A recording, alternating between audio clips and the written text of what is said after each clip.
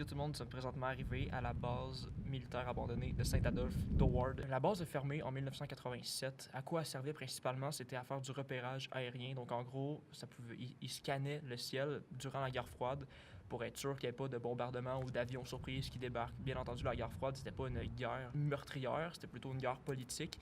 Mais ils n'ont pas pris de chance, ils ont fait une base militaire qui leur permettait de pouvoir scanner le ciel ou l'espace aérien pour être sûr qu'il n'y ait pas quelque chose, une surprise qui arrive comme ça.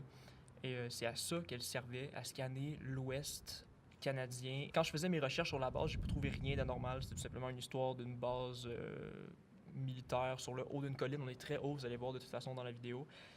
Par contre, j'ai continué à faire des recherches sur Internet et je me suis rendu compte que dans cette région ici, il y avait beaucoup de rapports d'OVNI, donc des objets volants non identifiés. Et c'est pas quelque chose qui m'intéresse vraiment. Moi, je crois un peu au paranormal, mais tout ce qui est OVNI, je m'y intéresse pas plus qu'il faut.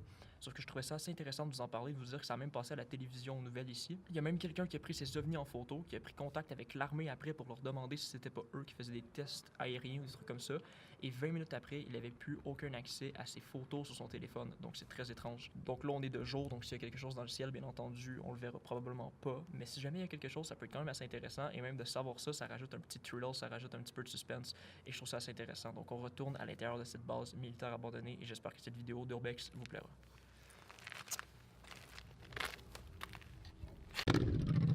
Ouais, il y a des gens qui vont, il y a des gens qui rentrent en moto dans le lieu. C'est assez étrange.